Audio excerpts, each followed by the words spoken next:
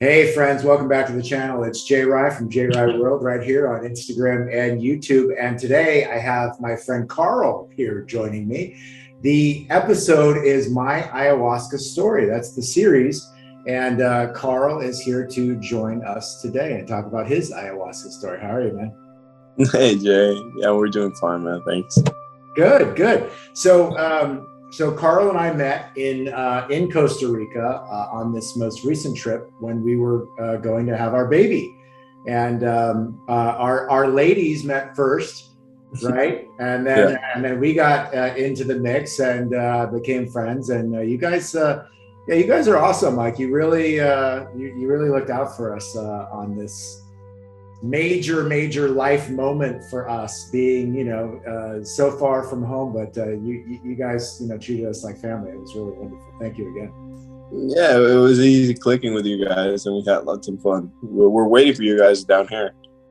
Yeah, well, I mean, we're if we can get the bureaucracy to cooperate, we will be there sooner than later. We're working on it. Well, thank you for joining. So again, the episode is my ayahuasca story, and you and I just kind of stumbled into this conversation Yeah, when we were over at your house one night, and I said, I really would like to dig deeper with you. So I talked to people who've experienced ayahuasca and get their perspectives on it.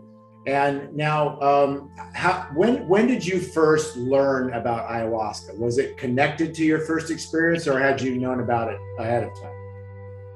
it was very interesting. Like people, I've got into a couple conversations and people started talking to me about their experience with ayahuasca. So, in a way, I started to call it in a sense. And one day, out of the blue, this amazing guy pops up, and we started talking just like you and I. We kicked it off, and he starts to explain to me that he's been on this journey learning how to distribute the medicine for over 3 years, so on and so forth. And he lives in Panama with this girl. It didn't lead to much. Like a month after, I had this business trip to Panama, and for my surprise, I ran into my friend and ended up staying at their place, and we ended up talking more and more about ayahuasca. One thing led to the other, and there in Panama, I had my first DMT experience, which is connected in a way with ayahuasca, and it blew my mind. It absolutely freaked me out a little bit. So DMT was your first experience before ayahuasca. Yeah, And yeah. and for those that don't know, it's certainly more intense than ayahuasca. Yes. You started big. Yeah, we went all in from the very beginning. He explained meticulously what was that I was taking, and the difference between DMT and the ayahuasca itself. So the DMT was a very short experience, very profound hallucination, and it ended very quickly with an amazing, overwhelming feelings of self-encounter, so on and so forth, emotional knots. But after my experience with DMT in Panama, I came back to Costa Rica, and some time passed, and I received my friend in Costa Rica, with the intention of distributing the medicine here in Costa Rica. We did a private ceremony, and I got the opportunity to do a private ceremony with him. So we went up to the mountains, where he introduced me to combo, which is a venom from a frog that actually they burn it into your skin, a couple dots. And this venom, what it does, it basically cleanses your body, right, and it prepares you in a very clean way for the taking of the medicine. So we did this process, and it was very interesting. You have to take about 2 liters of water before the taking, and after you get they deliver the combo to you, you puke everything out. So it's a literal cleansing of your body. Right. And after that was done, we made our way up to the mountain, and with a fire and music and an explanation and a ritual, and it was very guided, very with a very clear intention from the beginning to the end. And that's what I enjoyed the most, to be honest. In contrast to any other substances that you can take, ayahuasca, when it's done in a proper way, guided way, it can be an amazing enlightened experience for the user. But like I said, it has to be properly administrated. But it was exceptional. It was exceptional. To be honest, I'm very much looking forward to my third encounter with ayahuasca. So when you say that it's very important that it's done in a proper manner, do you feel that your first experience was done well? Well, like I said, it was the same shaman that distributed the DMT, because he segregates the root from the ayahuasca and mixes it up with the DMT. He mixes his own ayahuasca that he takes to the takings. So with his knowledge and with his understanding, his guidance, I took the DMT, and I took in that very first experience. It grew, to be completely honest, it grew a little bit of fear within me, because it was, like I said, overwhelming. It was a very short experience where at the end I came out and I explained to my friend, dude, I died. Oh, he's like, oh my God, that's great. I'm like,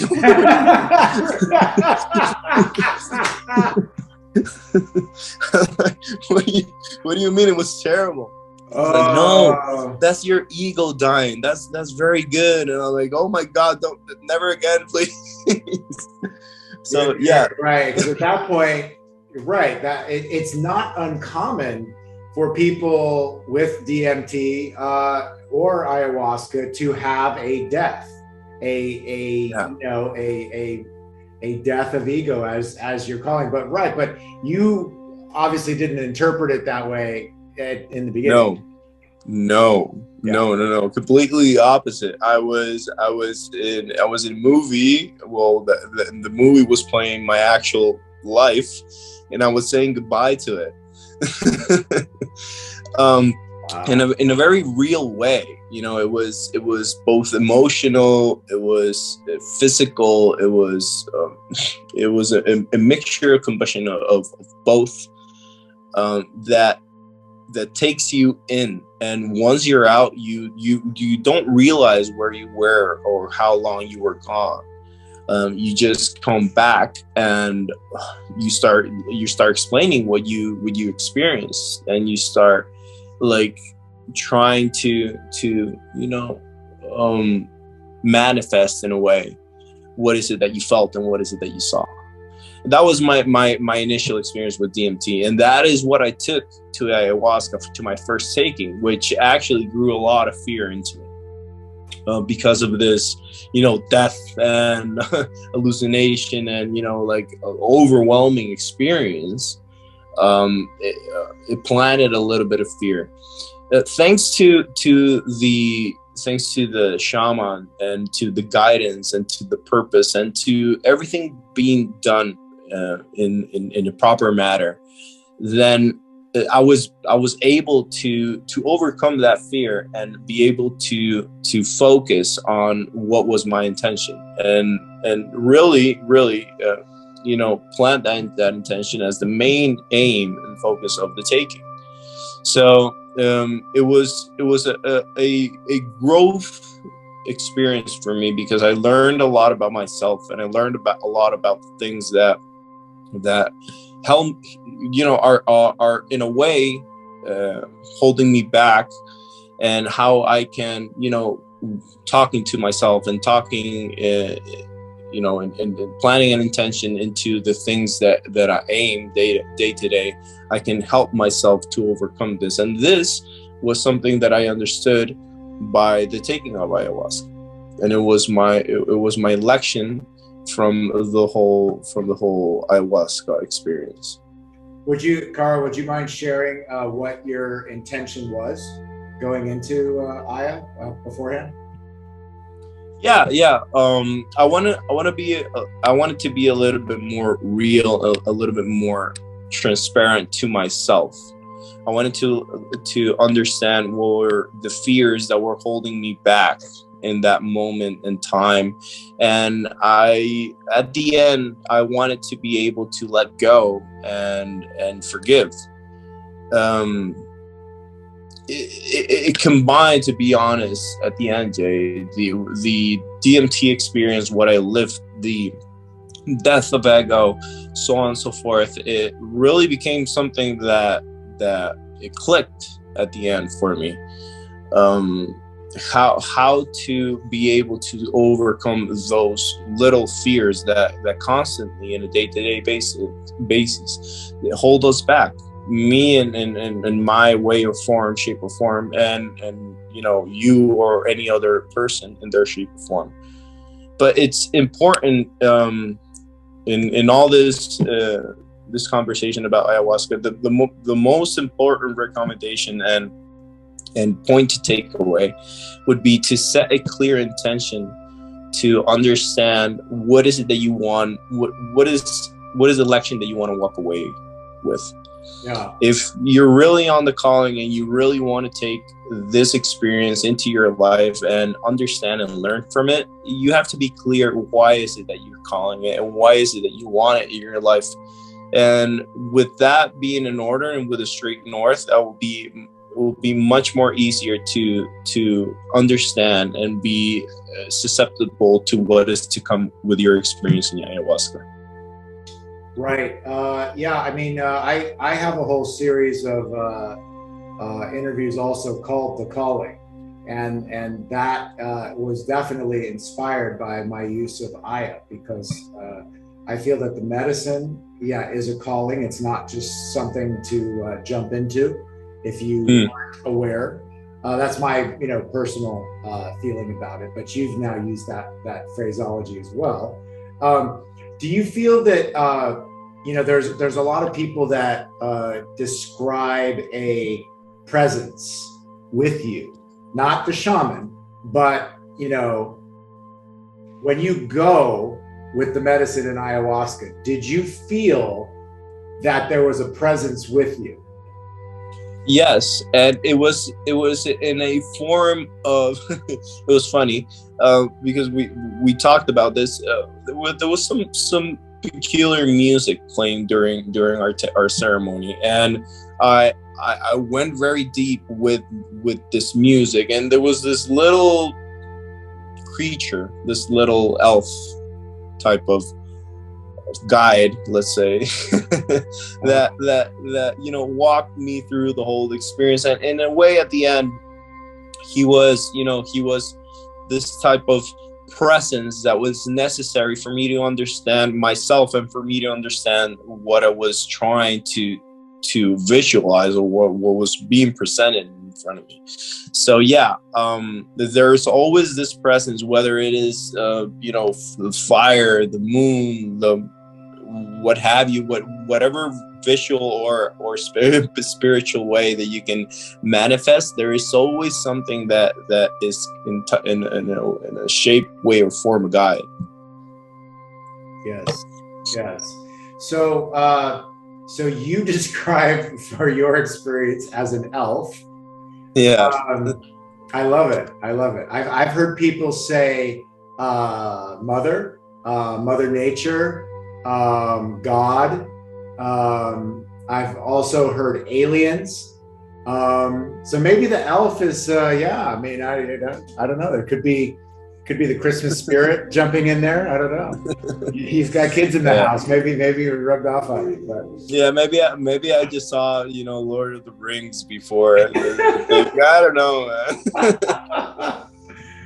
Oh, I love it. Okay, so you talked about doing DMT first, doing combo first, getting in preparation.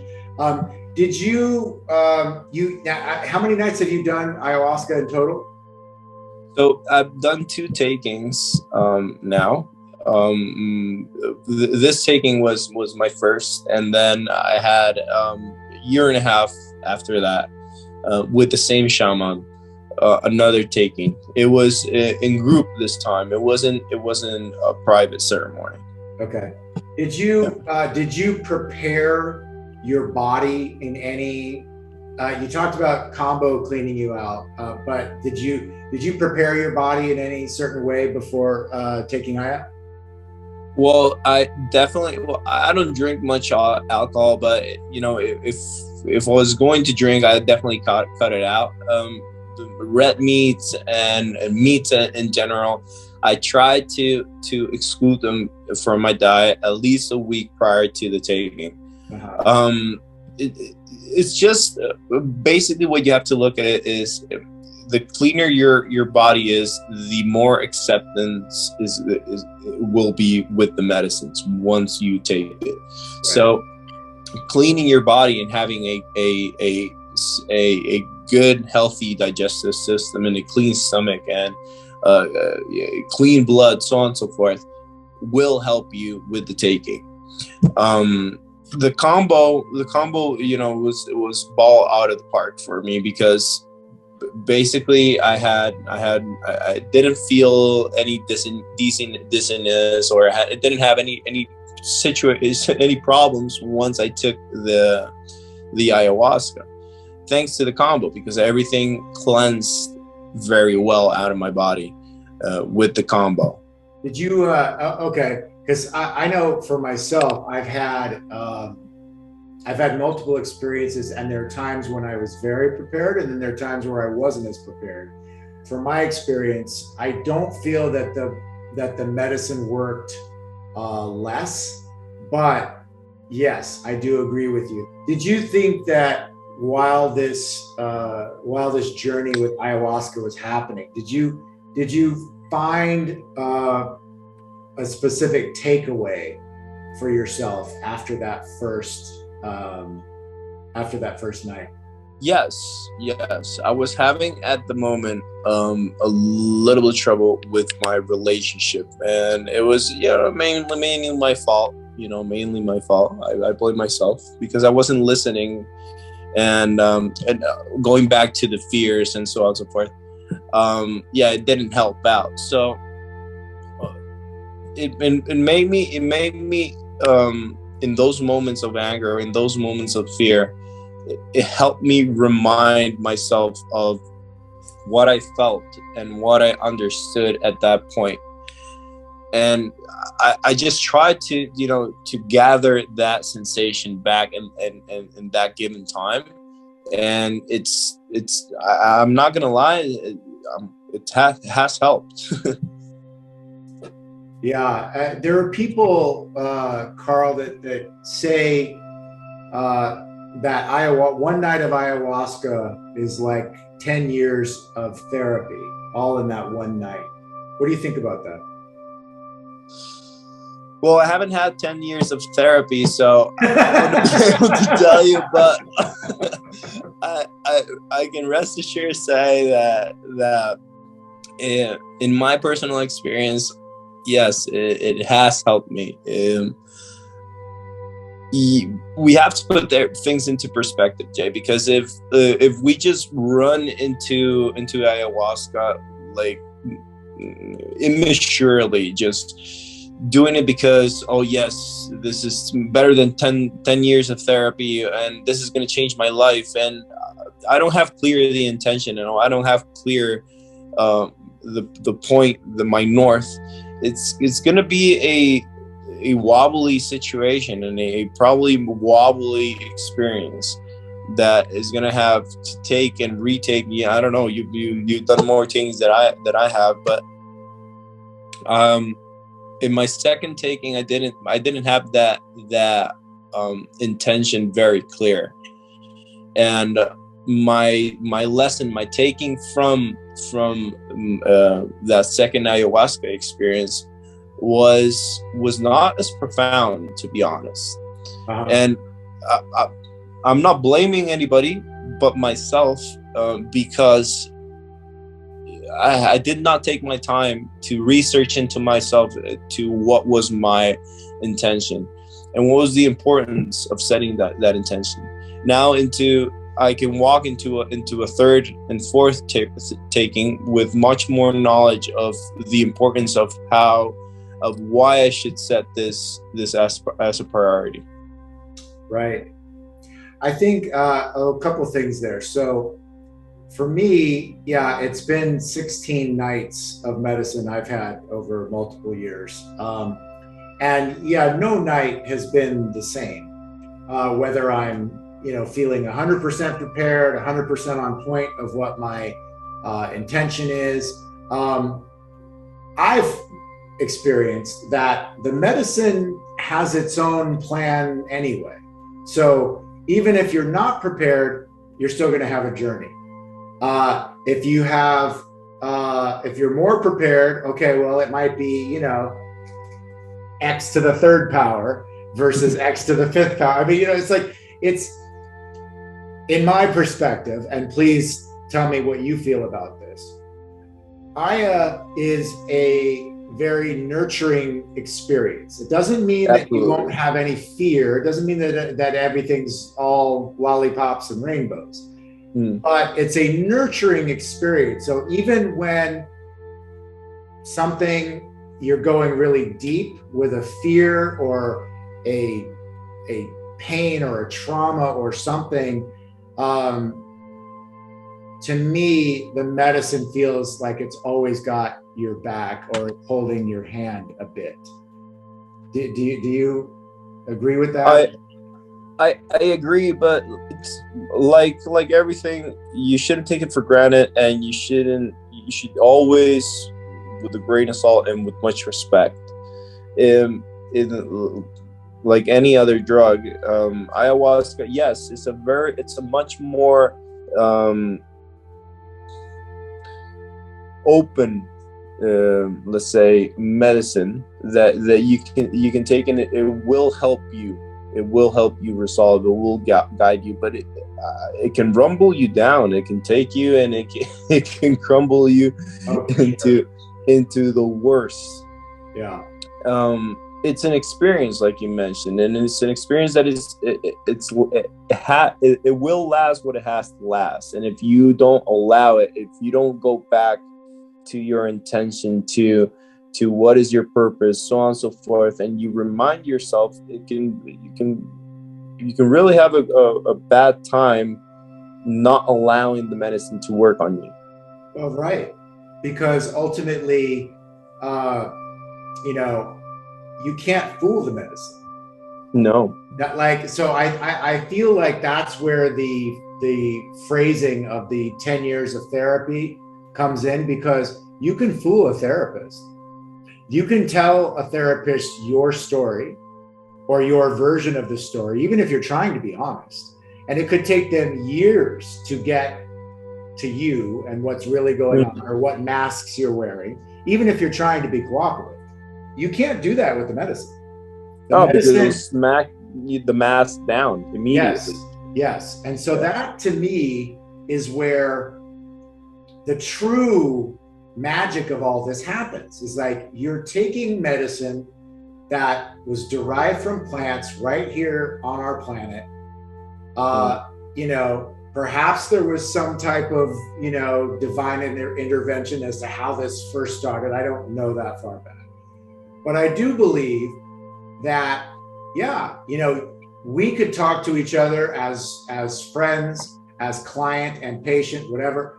But when you take that medicine, you can't fool it. You can't show it. No. It knows who you are. So whether you say it's an elf, or whether you say it's God speaking to you, or whether you say it's the feminine divine or Mother Ayahuasca or whatever, I've had people describe it in many different ways. There is a through line, though, that whatever this is, you cannot fool it. It strips away your masks, and it strips away. You could still have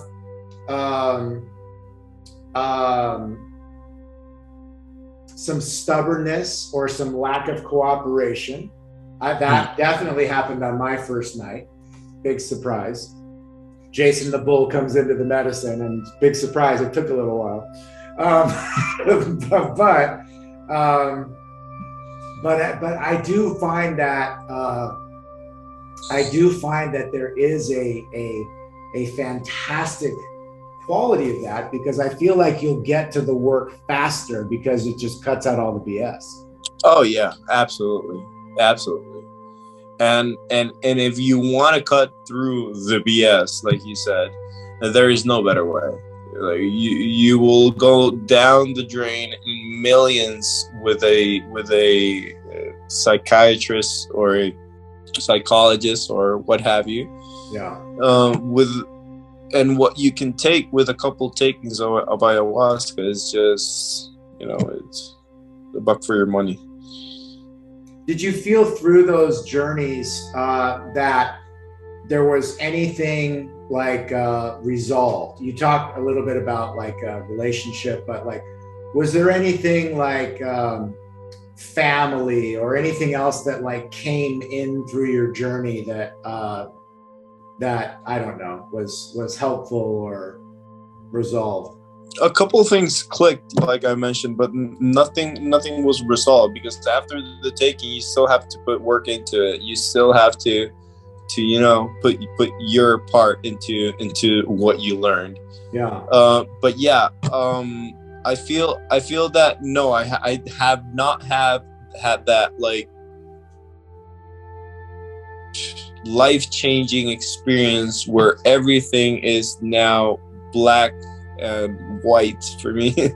No, it did help. Yes, absolutely. I saw flaws. I saw emotional knots. I saw fears that I was able to understand, and being able to understand with that knowledge, I can succumb to the root feeling of where that's being produced, and that helped a lot. It helped to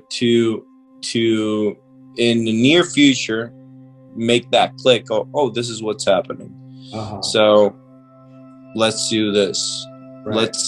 Let's do what you understood and what you learned. And that was thanks to the ayahuasca. Yeah, maybe a psychologist could do that, in a month or two, in a year or two. But you can definitely take that knowledge, take that understanding from 1, 2, 3 takings, whatever it is that you go through. You grew up in Costa Rica, right? Born and bred. Right. So, were you aware at all of ayahuasca, like before your adulthood? No. I got introduced to ayahuasca. Like I said, just talking to, it was actually to an Australian fella. He was visiting here in Costa Rica, and I overheard the conversation. I got interested, and then I jumped in, and I heard his experience. From that point forward, I just got intrigued by, what is this medicine? Why is it so beneficial? Where can I find it? Who is it? What is a shaman? Who distributes it? Right. So that's what I say, the calling. You start to get intrigued, and you start to wonder. And when your mind starts to wonder, you directly or indirectly, you start to call your need. You start to call the medicine, and if you call it too much, it will smack you in the face. Be careful what you ask for. Yeah, exactly. The universe works very quickly, and for me, it did like that. In a couple of months, I was already experiencing DMT with the shaman that was going to give me ayahuasca. A couple months after, in Costa Rica, in a private ceremony, was very special. It was something that, you know, if I designed it or coordinated, maybe it wouldn't have gone that smoothly. Okay. So yeah, I asked that question because, you know, I know that the use of this medicine has been around for many, many generations in indigenous cultures. But I haven't, other than shamans, you know, I haven't met people that like have known about it since their childhood. So I always like finding out, like, you know, as for me, like, I didn't find it into, you know, late adulthood.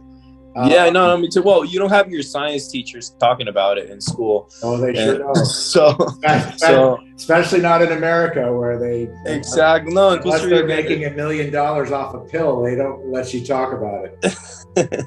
In Costa Rica, they should, but they're not. Yeah, they're not talking about it in college or schools.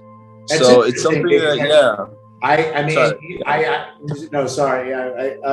I feel like, you know, I mean, this is one of my callings as well, is to really be more involved in, you know, at least the understanding and the information sharing about it, because Costa Rica itself, I mean, one, it's an absolute, you know, magical place, you know, to me, which is why we are, you know, relocating our life there. But the medicine and how much it's taken, you know, root, no pun intended, in Costa Rica is wild. And Costa Rica embraces it. It's one of the only places where, you know, you can legally, you know, serve the medicine, where in a lot of places are still very backwards thinking about what kind of substance it is.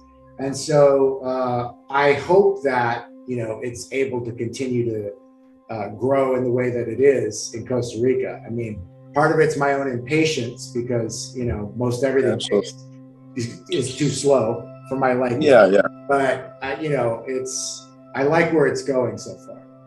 Yes, yeah. No, well, it's a process. So what we're missing is education. That's the key. It was the same process with marijuana. Now marijuana is legal almost everywhere.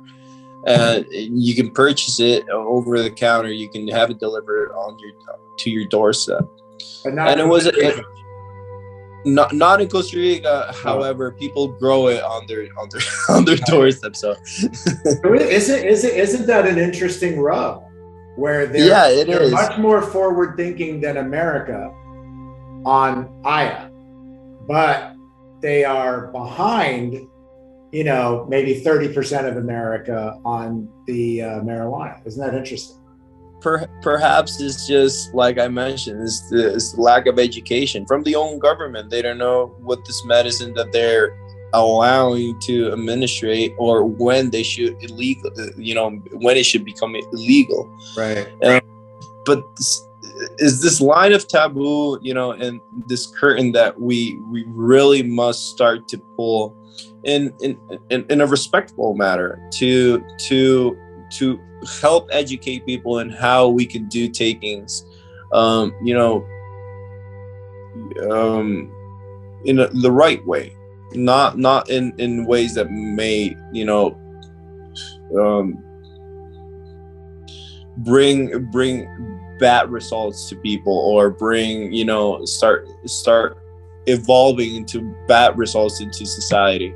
We just have to educate everybody into how and when and to whom should administrate the medicine. Yeah. Carl, I had so many questions, and I love that you're such an informed guest, because you answered questions before I even got to them, some of them. So it's fantastic. One more thought here, or thought starter, I should say. When you're in journey, we talked about intention. We talked about preparing your body. We talked about like a presence and what's happening, you know, while you're in there, how, you know, it's trying to have some type of emotional healing or, you know, explanation to you of you know, Was there anything that really surprised you during your journey? Well, the process to me was like, I've done my share of, you know, drugs when I was younger, and you still look like you're like 23, so I mean, you know, it couldn't have been that long. A little bit younger, a couple of years.